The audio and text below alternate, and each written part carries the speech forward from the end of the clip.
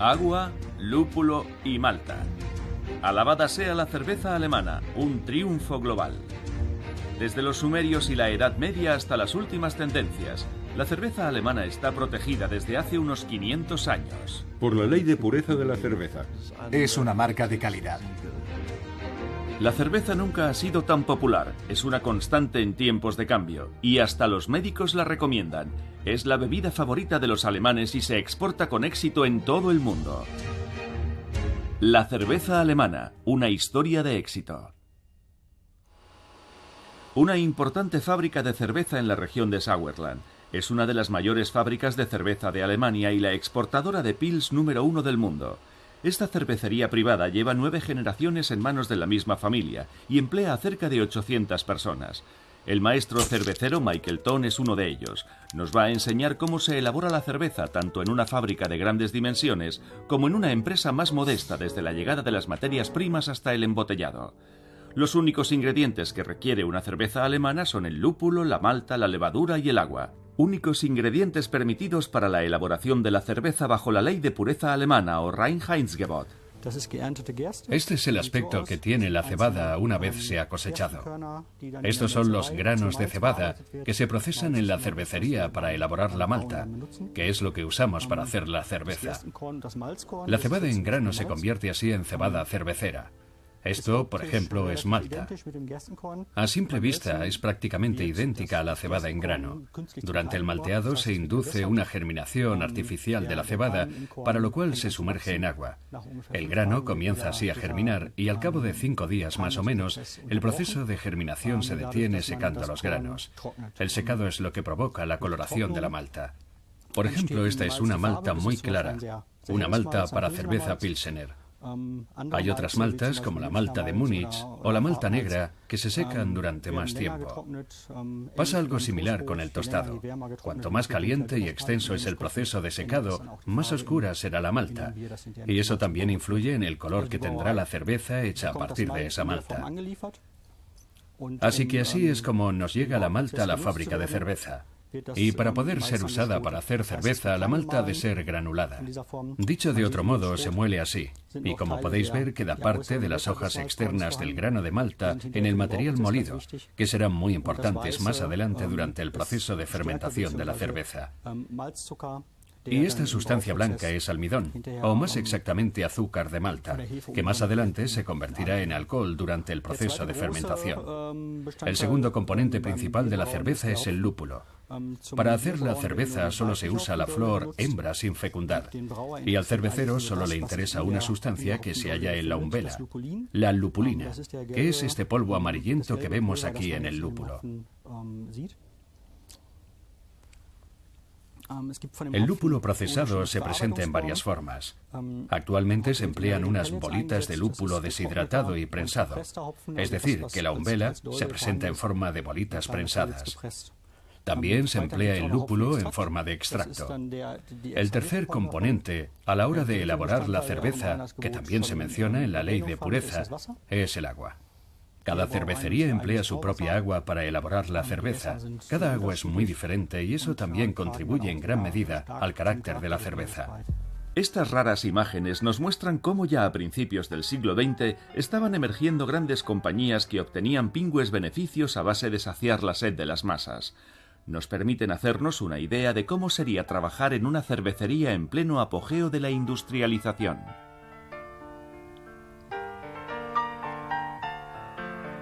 La cebada, que ha sido sumergida en agua, se traslada desde los silos en unos ligeros carritos de madera y se esparce para facilitar la germinación.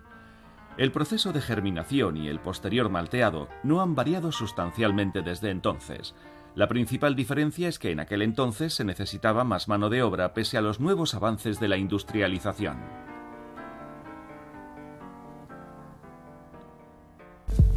Volvamos a la actualidad. La fábrica recibe varios cargamentos de malta al día. Miles de toneladas son procesadas cada año para hacer cerveza, pero antes de ello se examina la malta con esmero. El maestro cervecero Jens Grull toma una muestra de la malta antes de mandarla descargar y la analiza detenidamente en el laboratorio. Llegados a este punto, examinamos la malta antes de descargarla.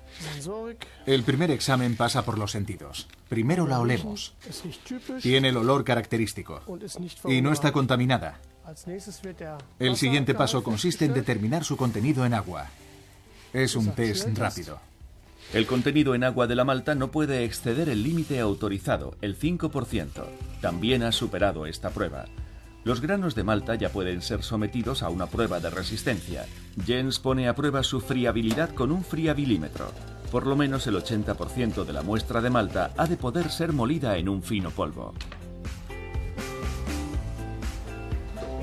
Hasta comprueban el tamaño de los granos usando una cribadora. El tamaño de los granos también tiene su importancia a la hora de obtener una cerveza consistente.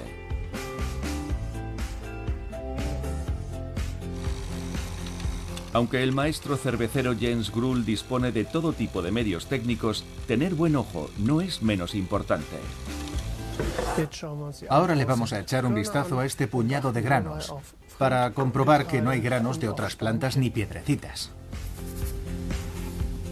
Ningún grano ajeno escapa a la mirada experta de este maestro cervecero. Este test tampoco arroja ningún motivo de queja. La malta reúne todos los requisitos de calidad y por lo tanto puede ser descargada.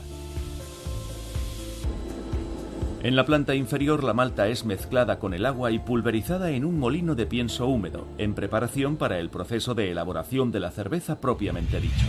El cereal siempre ha sido un ingrediente invariable de la cerveza. Las primeras recetas nos vienen de los sumerios y los egipcios, lo que significa que el hombre lleva más de 5.000 años haciendo cerveza. Según la receta más antigua que conocemos, plasmada en escritura cuneiforme, los sumerios empleaban pan a medio cocer para elaborar su cerveza, es decir, un pan que todavía estaba húmedo por dentro y que luego mezclaban con dátiles y especias y fermentaban en recipientes con agua.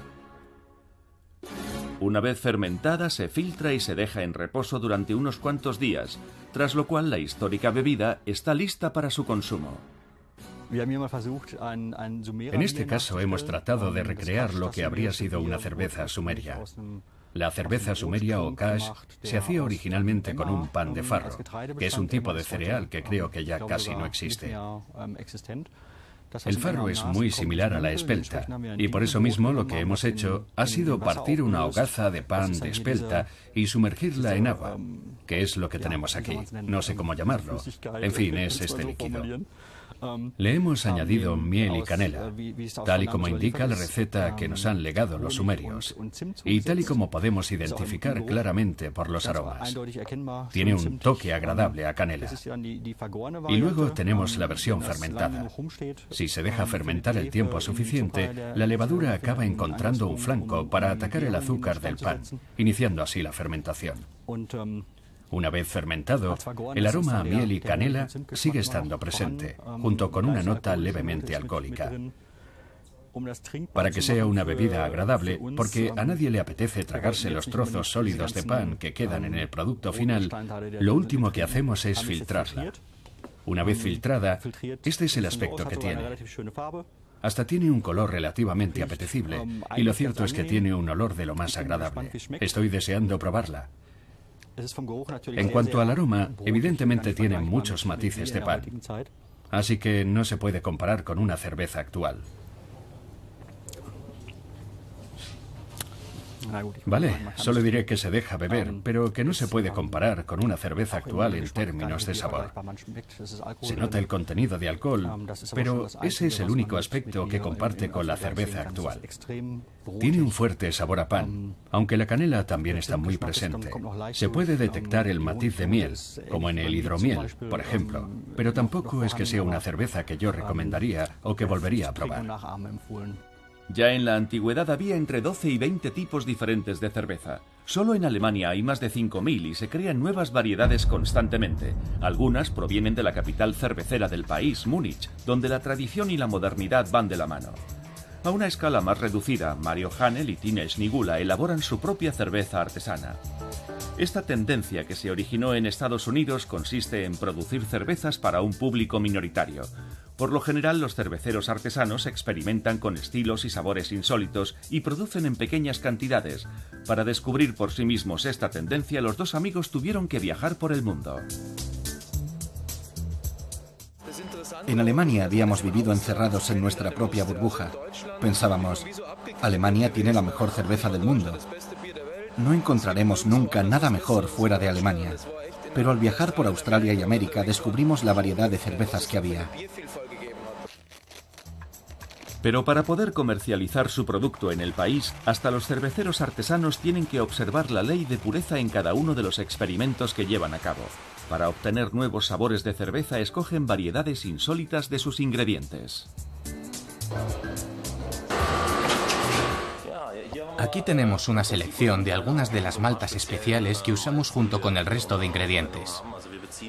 La mayoría de la malta que usamos viene de Alemania, pero también tenemos maltas procedentes de Reino Unido y de Bélgica.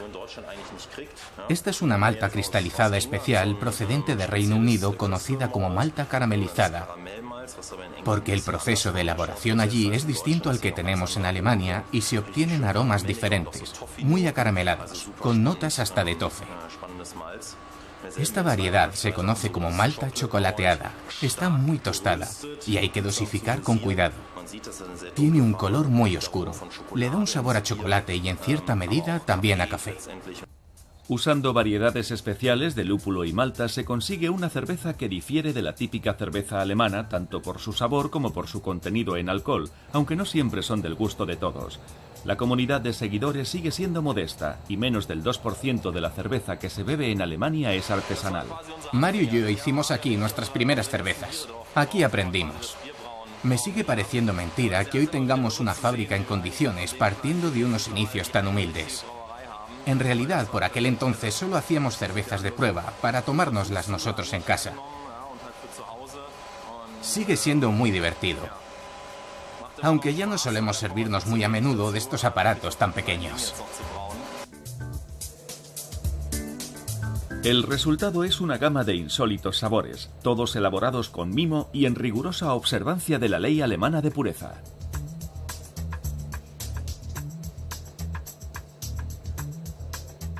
Para nosotros, hacer cerveza artesana no es sinónimo de ponernos a remover un mejunje con un cucharón y un gorro de chef para crear una especie de imagen romántica. Lo que queremos es elaborar un producto de la mejor calidad. Y con ese objetivo en mente, es sumamente importante contar con unas instalaciones como las que tenemos aquí, porque nos permiten que la cerveza tenga siempre el mismo sabor. ¿Y cómo ven las grandes compañías la oferta creciente de cervezas artesanas de todo el mundo? ¿Como competencia? La cerveza artesana no deja de tener su lado positivo. Hoy en día la cerveza se podría decir que está en boca de todos y esa moda tiene un efecto secundario positivo. Yo también me definiría como un cervecero artesano, y lo digo porque siento la misma pasión por lo que hago. Y en términos de saber hacer, no hay ninguna diferencia entre lo que hago yo y lo que hace un cervecero artesano, quitando que quizá nuestros contenedores son un poco más grandes. Y no solo eso, en una fábrica de cerveza tradicional todos y cada uno de los procesos están controlados por ordenador. 3 empleados supervisan todo el proceso de elaboración en pleno corazón de la planta, la Sud House. Aquí se produce hasta 1,5 millones de litros de cerveza a diario. El proceso de elaboración propiamente dicho empieza aquí, en la Sud House o fábrica de cerveza. Durante la era de la industrialización, los recipientes de las fábricas de cerveza todavía estaban hechos de cobre. Hoy son de acero. En el tonel de remojo se mezcla la malta granulada con el agua de remojo y se calienta a 76 grados centígrados. Durante este proceso se mantiene la malta a determinadas temperaturas. Es el denominado reposo. Durante los periodos de reposo, las enzimas presentes en la cebada en grano entran en acción. Estas enzimas convierten el almidón presente en la malta en azúcar. Ese azúcar es lo que nos permitirá emprender luego el proceso de fermentación. Al igual que la malta, la segunda materia prima de la malta remojada es seleccionada con sumo cuidado: el agua. En cuanto a volumen, es el componente más importante de la cerveza. El agua influye en el tiempo de conservación de la cerveza, en su capacidad para hacer espuma y hasta en el sabor. Por lo general, la calidad del agua empleada para la cerveza es aún mayor que la del agua potable normal. Para satisfacer estos requisitos en el flujo lateral de su propio manantial de agua, la planta hace uso de sus empleados más pequeños, las dafnias, conocidas como pulgas de agua. Son las primeras catadoras del agua empleada para elaborar la cerveza. Aunque solo miden unos 6 milímetros, tienen gran responsabilidad dentro de la planta. Aquí es donde supervisamos a las dafnias, en una pequeña fotocélula que en principio es una especie de diminuto mini acuario. Hay una cámara digital que graba a las dafnias y un software que analiza su comportamiento natatorio. Y si registra un cambio en su comportamiento natatorio, es decir, si las dafnias se vuelven menos activas o se vuelven hiperactivas para huir de la fuente de contaminación, el software activa una alarma. Todas las compuertas se cierran y el flujo de agua se bloquea. Las dafnias siempre nadan al mismo ritmo, contra la corriente. Si hay agentes contaminantes en el agua, los filtran con sus finas pelusas y o bien dejan de nadar o se vuelven hiperactivas y nadan aún más rápido contra la corriente. En ambos casos se detiene inmediatamente el flujo de agua. De vuelta en la fábrica, dentro de la cuba de remojo, el almidón de la malta se ha transformado en azúcar. Ha llegado el momento del siguiente paso. A través de un sistema de tuberías, la malta remojada se canaliza hasta la cuba de maderación o Lauterbottich. La cuba de maceración nos permite separar los componentes sólidos de los líquidos. La cuba tiene un tamiz en la base y los elementos sólidos de la malta se asientan en el fondo y forman una capa de filtrado natural. El agua la atraviesa y disuelve el azúcar, formando lo que pasa a conocerse a partir de ese momento como mosto de cerveza. Los elementos sólidos que quedan en el tamiz, que se denominan cascarillas, se venden a los ganaderos como pienso animal de alta calidad. Nos trasladamos al laboratorio para asistir a una escala más pequeña a la siguiente fase del proceso de elaboración. Tras la maceración, el maestro cervecero obtiene el mosto de cerveza que habrá de calentar en la caldera de ebullición de mosto. El maestro cervecero Michael Ton toma una muestra para determinar la gravedad original del mosto, siendo la gravedad original lo que determina el grado de alcohol de una cerveza. El medidor indica una gravedad original del 12,2%. La gravedad original es la proporción de azúcar disuelto en el mosto. Como norma general, si un mosto tiene una gravedad original de 12, la cerveza que obtendremos tendrá un 4% de alcohol. Mientras el mosto se cuece durante una hora más o menos, Michael Ton le agrega el lúpulo. El lúpulo es lo que le da amargor a la cerveza y la dota de su sabor individual y característico. El lúpulo es el alma de la cerveza, permite conservarla más tiempo y tiene propiedades sedantes. La mayor zona de plantaciones contiguas de lúpulo del mundo se encuentra en Baviera, en la región de Hallertau. Se cultiva aquí desde la Edad Media, cuando los monasterios comenzaron a usar cada vez más el lúpulo para elaborar sus cervezas. Los monjes son los pioneros en el arte de la cerveza, movidos por la prescripción católica de ayunar antes de la Pascua. La figura del monje aficionado a la cerveza se ha exagerado a lo largo del siglo XIX, hasta en las fotos. Pero lo cierto es que durante los días de ayuno, en los que la ingesta de sólidos se veía reducida y por lo tanto se consumían menos grasas y proteínas, los fieles necesitaban nutrientes que los fortaleciesen. Pero para la Iglesia, las sustancias líquidas no rompen el ayuno, por lo que una bebida tan nutritiva como la cerveza resultaba ideal. Mientras el lúpulo se popularizaba en los monasterios como ingrediente extra de la cerveza, en muchas cervecerías seculares, la cerveza se adulteraba con otros ingredientes que a menudo resultaban ser venenosos. Setas, beleño negro y otros ingredientes peligrosos acabaron incorporándose a las recetas. Pero para que el lúpulo pudiese emprender su último y triunfal ascenso a la victoria, necesitaría el apoyo de la nobleza secular. El duque de Baviera, Guillermo IV, promulgó una ley el 23 de abril de 1516 prohibiendo que se añadiesen otros ingredientes a la cerveza aparte de la cebada, el agua y el lúpulo. En la actualidad tiene un descendiente que vive aquí, en Schloss Kaltenberg, y que fabrica su propia cerveza en su castillo. Si Baviera siguiese siendo una monarquía, su rey sería el príncipe Luitpold de Baviera. Aquí nos explica la importancia de la ley de pureza. La ley de pureza de Baviera fue la primera ley que definió claramente lo que había que entender por cerveza, como una bebida hecha de malta, lúpulo y agua. Era una manera de clarificar el propio término, pero también de proteger a los consumidores. La ley de pureza original, promulgada en 1516 por uno de los antepasados del príncipe Luitpold, el duque Guillermo IV, se ha conservado y se encuentra hoy en el archivo del Estado de Baviera. Pero no siempre fue conocida como ley de pureza. La expresión no empezó a usarse hasta 1918 en el Parlamento de Baviera y poco a poco se comenzó a usar también más allá de sus fronteras. Gracias a Dios, la ley de pureza sigue estando vigente hoy en toda Alemania. Era una de las 3 condiciones que impuso Baviera cuando accedió a ser incorporada al Imperio Germánico: que la ley de pureza se extendiese al resto de Alemania. Hoy la ley de pureza está inscrita en la llamada Ley Provisional sobre la Cerveza de la República Federal de Alemania. Según la formulación original del decreto de 1516, se estipulaba que en nuestras ciudades, mercados y en el campo en ninguna cerveza habrán de emplearse más ingredientes que la cebada, el lúpulo y el agua. Pero ¿por qué no se menciona la levadura? Sencillamente, en aquel entonces la gente no era consciente de que la levadura era esencial a la hora de elaborar la cerveza. Sin embargo, solía haber levadura en el aire, ya que la cerveza se hacía directamente en las tahonas o cerca de las mismas. Y como en la Edad Media todavía eran las mujeres las que horneaban el pan, también eran las responsables de fabricar la cerveza.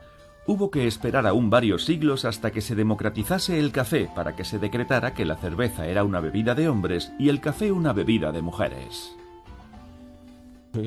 Me viene a la mente un grabado de Neuruppin, una ilustración de 1850 que muestra a un hombre bebiendo cerveza como si le fuera la vida en ello.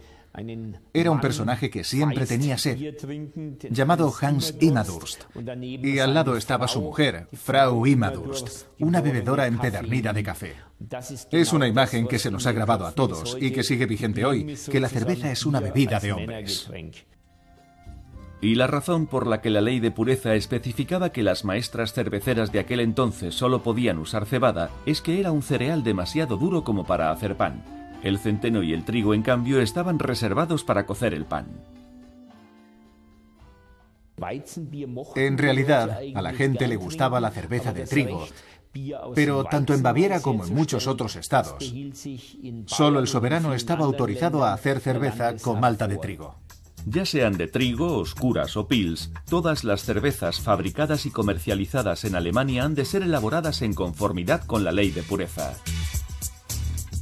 Bajo la ley de pureza creamos una variedad ingente de cervezas, pero se nos exige trabajar en unas condiciones higiénicas impecables. No se nos permite tirar de sustancias químicas para arreglar una situación. En otros países, por ejemplo, cuando se detecta una infección, se añade un poco de formol para atajarla, luego se diluye un poco y listo. La cerveza hace las delicias de los alemanes. Cada alemán bebe de media 106 litros de cerveza al año.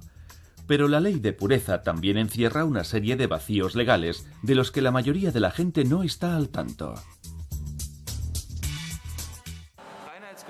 La ley de pureza no quiere decir que la cerveza solo pueda tener 4 ingredientes y ya está, sino que se puede observar la ley de pureza y a la vez, por ejemplo, usar productos para facilitar el filtrado u otros suplementos que serán filtrados más adelante. La variedad también es posible en la cerveza alemana, a pesar de las restricciones que impone la ley de pureza. Hay más de 5.000 variedades diferentes de cerveza en Alemania. En teoría, eso quiere decir que podríamos beber una cerveza alemana diferente cada día durante 13 años y medio. Podría ser una Pils, una Kelch, una Weissbier, una Helles o una Dunkels. Hay una para cada paladar. Pero aunque la ley de pureza tiene ya 500 años, tuvo que pasar mucho tiempo hasta que Alemania empezara a preocuparse seriamente por observarla. Es evidente que el principal objetivo de la ley no era el de preservar la pureza, ya que unas décadas más tarde se volvió a permitir usar ciertos ingredientes en Baviera, como el enebro, el comino, el cilantro o el laurel. Estaba permitido añadir esos ingredientes a la mezcla final. Dicho de otro modo, la ley de pureza no se viene observando sin interrupción desde hace 500 años, porque se han ido emitiendo diferentes decretos estatales a partir de los años 1560 y comienzos del siglo XVII. En la fábrica de grandes dimensiones hemos llegado ya a la siguiente fase crítica, la maduración. Tras dejar enfriar el mosto se le añade la levadura y se bombea hasta unos tanques de fermentación de más de 20 metros de alto y 6 metros de diámetro. En cada uno de estos tanques caben hasta 4.200 hectolitros de cerveza, el equivalente de 420.000 jarras de cerveza. Aquí la levadura convierte el azúcar presente en el mosto en dióxido de carbono y, lo que es más importante, en alcohol. Al cabo de 7 días la fermentación ha terminado y se vuelve a retirar la levadura. Cuando se redactó la ley de pureza, la gente conocía los efectos de la levadura, pero no sabía que la causante de estos era la levadura. O sea que no sabían que la responsable de convertir el azúcar de la malta en alcohol era la levadura. Por aquel entonces, las fábricas de cerveza estaban situadas cerca de las panaderías. Así que el aire estaba cargado de levadura, que cumplía con su cometido y contribuía en gran medida a darle su sabor a la cerveza. Antes de que empiece la fase de maduración, la cerveza, por ahora denominada Young Beer o cerveza joven, se somete a un cuidadoso examen en el laboratorio. El maestro cervecero Michael Ton se prepara para tomar una muestra de uno de los tanques de fermentación. Una vez más, también aquí se observan escrupulosamente las estrictas normas de higiene.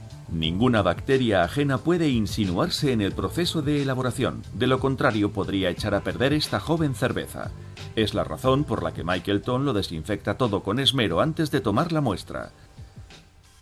En el laboratorio central, más de 30 empleados supervisan constantemente la calidad de la cerveza. Annette, te dejo esta muestra para examinar. De acuerdo. Las muestras reciben unos códigos de barras que permiten rastrear con precisión el tanque, la fecha y la hora del muestreo. Las pruebas requieren un equipo técnico para medir el alcohol y la gravedad original, así como el pH y el grado de amargor, entre otras cosas. A pesar de la maquinaria de última generación, la experiencia del maestro cervecero también tiene un papel que desempeñar. El personal especialmente entrenado se sirve de unos sencillos cronómetros para medir el tiempo que tarda la espuma en disiparse y determinan la turbiedad de la cerveza, así como su sabor. En cuanto a la duración, diría que es absolutamente correcta. 2 minutos y 10 segundos, así que le daría una nota de 2,3. Estoy de acuerdo, 2,3. En cuanto a su aroma y sabor, son absolutamente normales. Vale, normales. ¿Y la espuma estaba bien? Sí, le puedes dar el sello de aprobación a esta cerveza. ¿Tú se lo darías? Sí, se lo daría. Aparte del examen visual, se mide la persistencia de la espuma con un medidor, ya que las propiedades de la espuma nos dicen mucho sobre la calidad de una cerveza. La densidad y la duración de la espuma están determinadas por el tipo de malta y su fermentación. La persistencia de la espuma responde a factores tecnológicos, como los diversos procedimientos de remojo y el origen del cereal. Los diversos sensores miden precisamente el tiempo que tarda la espuma en descender 3 centímetros.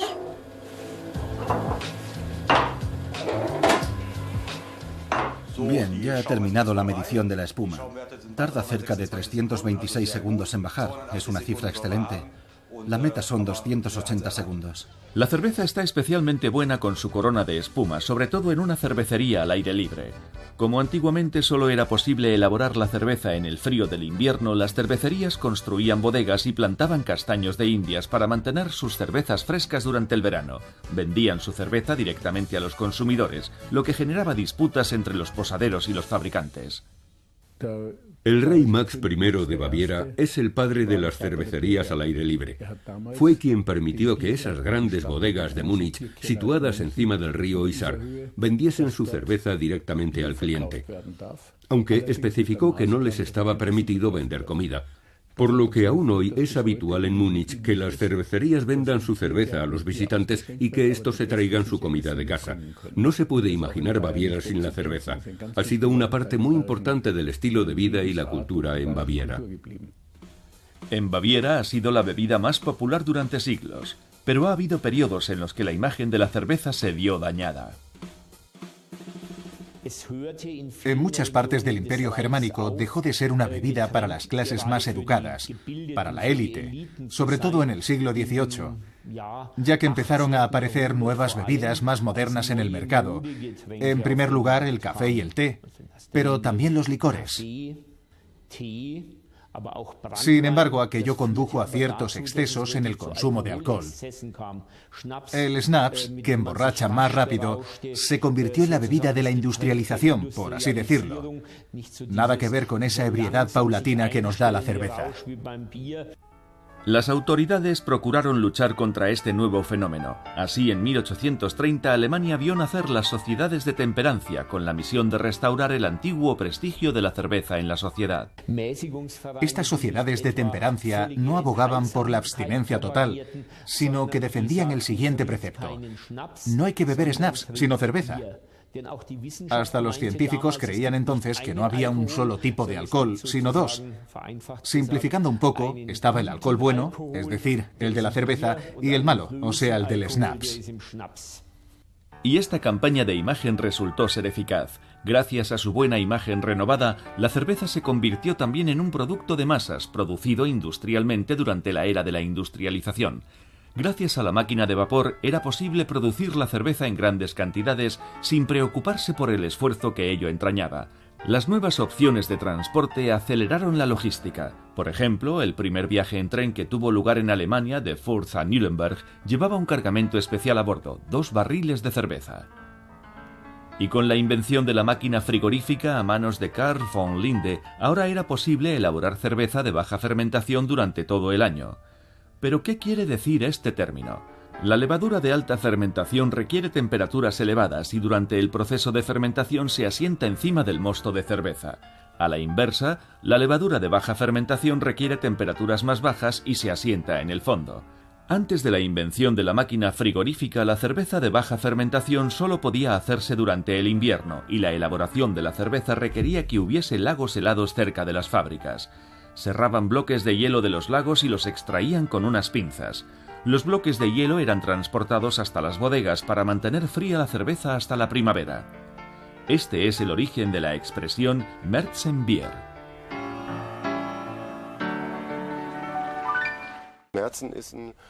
La Märzen, que en alemán significa marzo, no era una cerveza elaborada en marzo, sino que se hacía en invierno para ser almacenada, aprovechando que había hielo, y así poder ser vendida y consumida en marzo, una vez fermentada y madurada.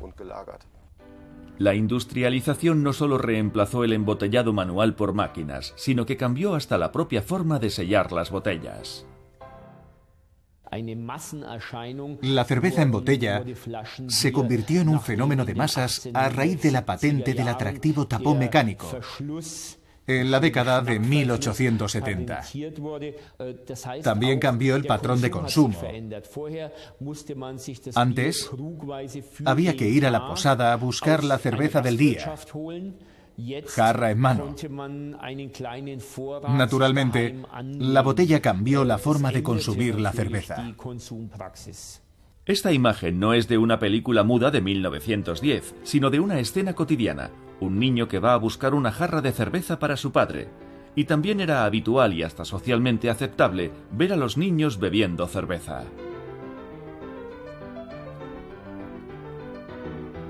A comienzos del siglo XX, el negocio de la cerveza estaba en pleno auge.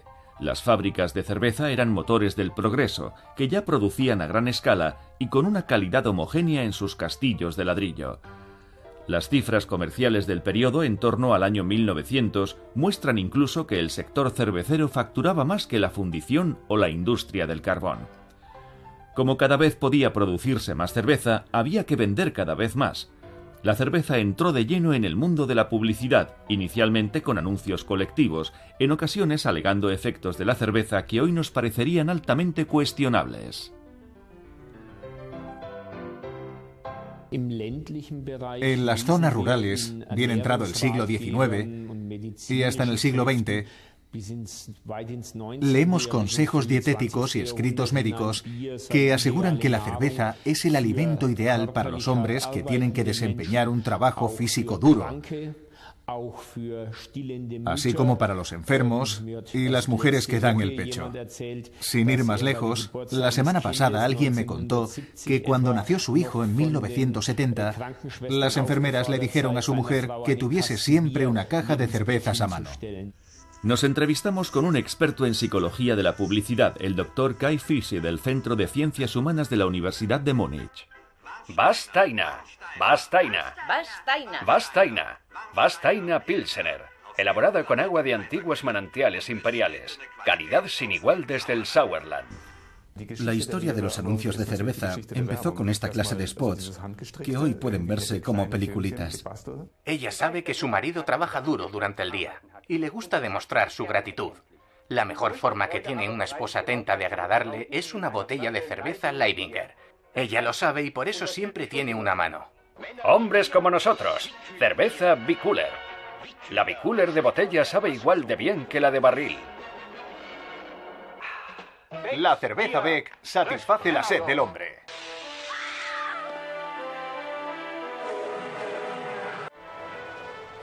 Löwenbräu sin alcohol.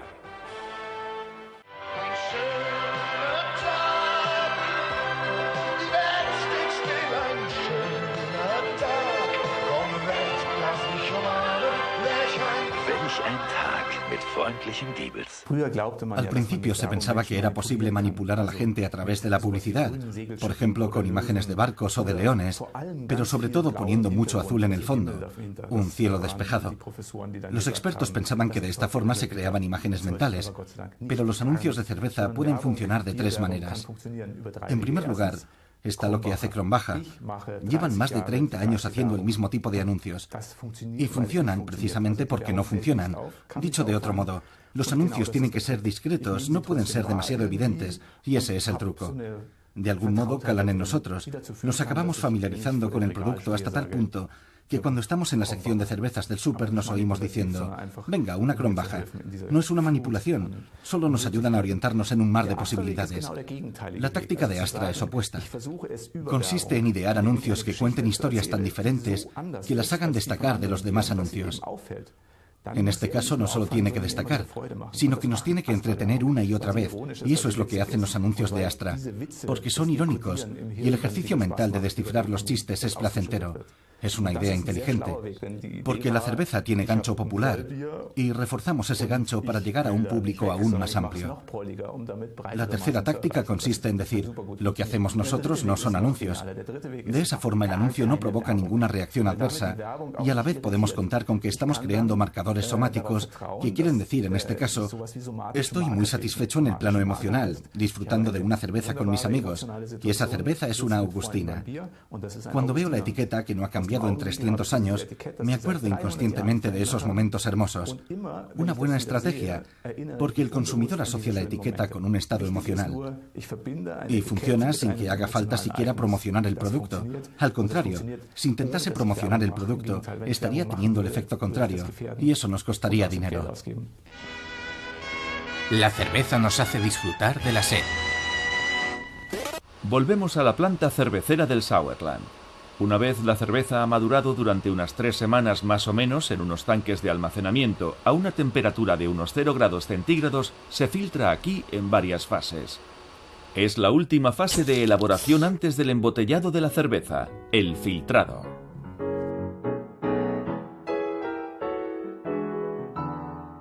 Aquí es donde llega la cerveza para ser filtrada. Antes ha atravesado unos filtros previos y a modo de filtro final, antes del embotellado, la cerveza atraviesa lo que llamamos un filtro multicapas. Las capas que vemos en estos filtros son capas de celulosa, y estas capas de celulosa capturan todo residuo de levadura que pueda quedar en la cerveza. De tal forma que cuando la mandamos para embotellar, la cerveza esté bien limpia y clarita, como le gusta al consumidor, sobre todo en el caso de la cerveza Pilsener.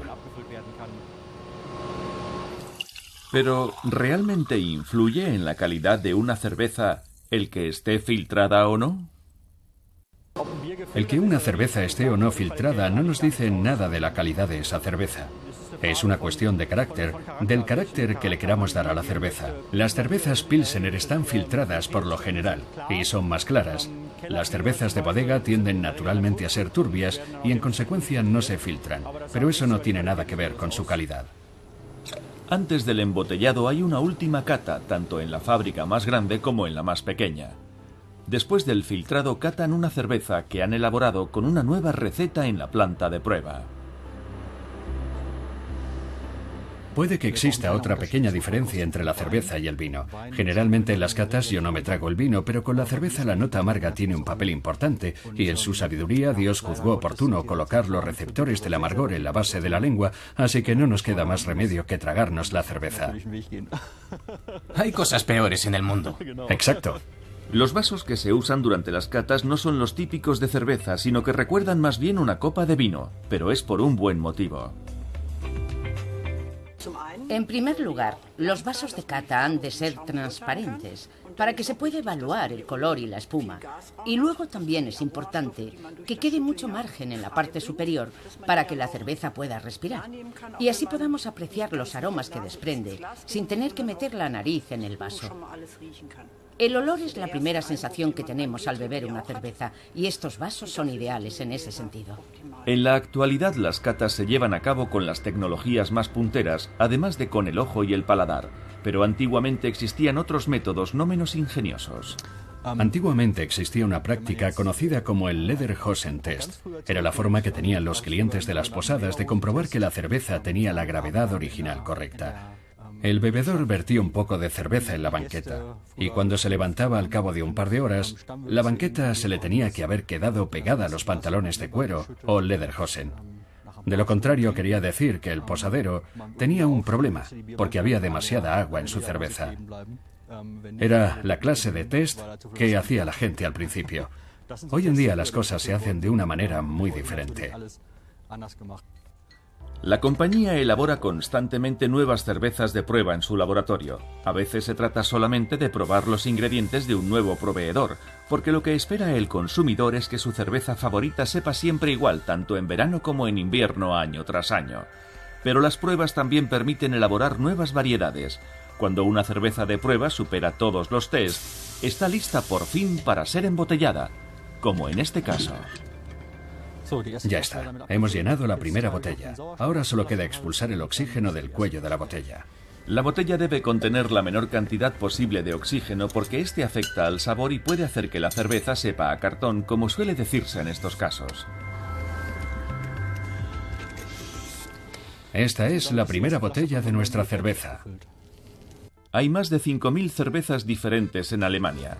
Para brindarles un panorama, Lukas Bulka, del Museo de la Cerveza y del Oktoberfest de Múnich, ofrece a sus visitantes una cata de cerveza para mostrarles algunas de las diferentes entre los tipos de cerveza existentes, como la Helles, la Dunkels, la de trigo, la Pils y un largo etcétera.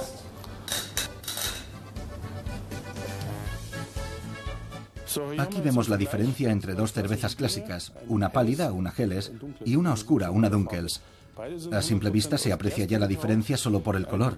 Las dos están 100% elaboradas con cebada y ambas son de baja fermentación. La cerveza oscura usa una malta tostada, de ahí su color. Y tal y como se mencionó antes, tiene un sabor muy malteado, que se debe a que la cebada malteada se ha tostado durante más tiempo y a temperaturas más altas. Y de ahí este color y este aroma. Los catadores despliegan meticulosamente sus sentidos empleando su nariz, sus ojos y sus papilas gustativas. La número 3 es la típica cerveza de trigo, como indica el nombre en alemán, Weissbier o Weizenbier. Además de la cebada se le añade otro ingrediente, el trigo, en torno a un 50%. Además es una cerveza de alta fermentación, o sea que se usa un tipo de levadura diferente. Es una levadura que requiere más calor para la fermentación y solo tarda unos 3 días. Otro rasgo característico de esta cerveza es que no está filtrada, por lo que tiene un sabor más intenso.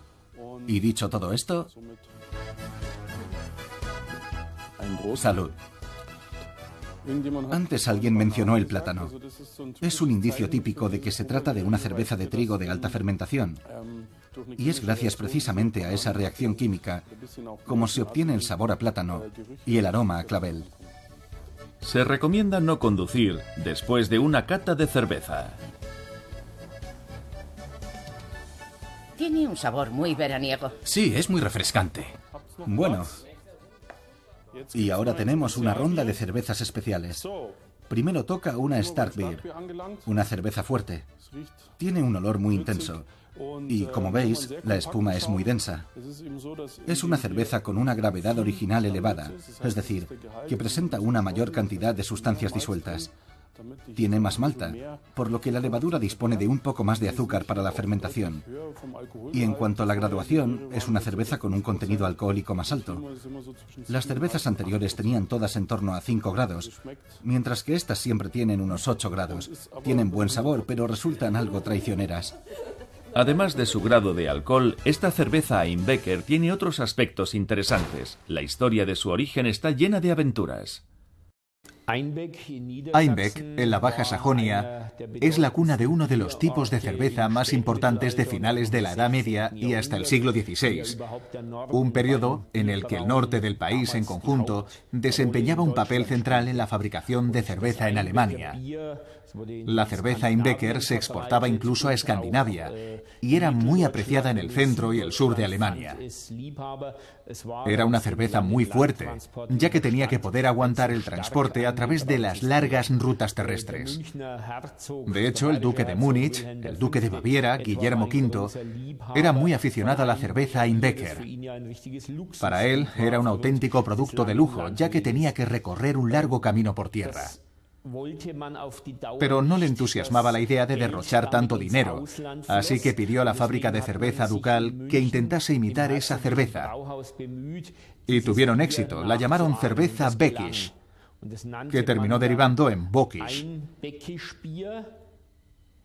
Y en algún momento se produjo un malentendido, y la gente empezó a pensar que el nombre tenía algo que ver con Bock, que en alemán significa ciervo. Y por eso hoy la cerveza Einbeck se conoce también como Bockbier. Es un nombre que describe una cerveza especialmente fuerte, como la Einbeck. Aunque en nuestra fábrica de cerveza no embotellan Einbecker, sí embotellan todo tipo de cervezas, y eso nos lleva a la última parada en nuestro recorrido, la planta de embotellado. Antes de llenarlas de cerveza, primero hay que preparar las botellas vacías. La mayor parte de las marcas emplea su propia línea de cajas y botellas retornables. En primer lugar se examina el color, la forma y las marcas en relieve de las cajas de botellas vacías. Una cribadora automatizada retira las botellas de otros fabricantes. El reciclaje es sin lugar a dudas una buena idea, pero supone un esfuerzo. Y así, a pesar de todas las nuevas tecnologías cuyo coste asciende a millones de euros, sigue siendo imprescindible que el ojo humano eche un último vistazo a los contenedores para retirar cualquier botella que ostente rastros de otras etiquetas.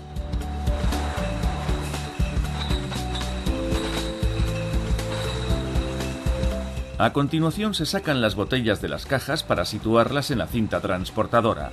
La primera parada en su recorrido hasta la unidad de llenado es la máquina enjuagadora, donde las botellas son lavadas concienzudamente y las viejas etiquetas son retiradas. Lo que emerge son estas botellas vacías, indistinguibles unas de otras, y que todavía han de superar varias pruebas en la cinta transportadora de camino a la recta final. Un detector de desperfectos comprueba que las botellas vacías no presentan taras, contaminaciones ni fluidos residuales. Las botellas defectuosas son descartadas en el acto. Ya se pueden llenar las botellas a razón de hasta 50.000 por hora en una sola unidad de llenado. Se le inyecta un poco de agua a la cerveza para que haga espuma, expulsando así el exceso de oxígeno. Por último, se coloca la chapa en la abertura y otro sensor mide que las botellas no contengan demasiada cerveza o muy poca, descartando así las botellas que no hayan sido llenadas correctamente.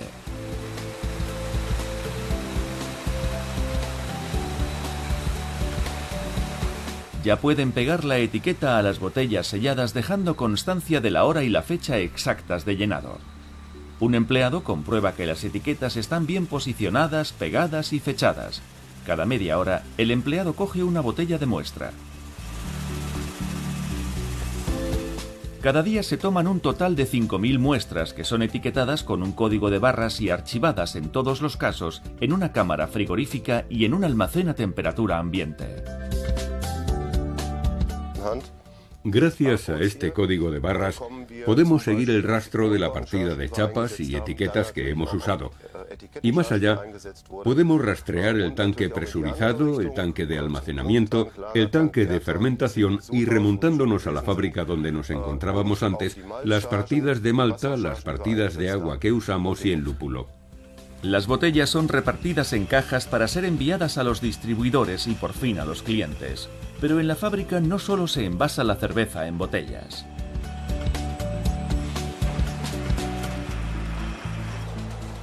Cada hora se llenan aquí más de 1000 barriles de cerveza y hasta 50.000 latas. Pero ¿cuál es el mejor envase para la cerveza? Evidentemente las latas no dejan pasar la luz, así que desde el punto de vista del efecto de la luz en ciertos componentes del lúpulo, en las cervezas elaboradas bajo la ley de pureza, las latas son el recipiente perfecto. Y quizá también lo sean en otros aspectos. Las latas son muy ligeras y se pueden refrigerar muy fácil y rápidamente. Además, en el caso de las latas de aluminio, que son el último grito en este campo, estamos hablando de un envase 100% reciclable. Lo mismo ocurría a principios del siglo XX. Por aquel entonces, sin embargo, no existían las latas de aluminio, sino grandes barriles de madera resistente. No obstante, para mantenerlos sellados tenían que ser tratados periódicamente con alquitrán. Se vertía el alquitrán en el barril y luego se le daba vueltas hasta que el alquitrán recubriese su interior de forma homogénea. Este tratamiento impedía que las bacterias se colaran por las grietas de la madera y echaran a perder la cerveza. También por fuera se limpiaban meticulosamente los barriles antes de zarpar rumbo a su destino final, a caballo, en carretilla o por ferrocarril. En aquellos tiempos la cerveza era sin duda un negocio redondo para los transportistas.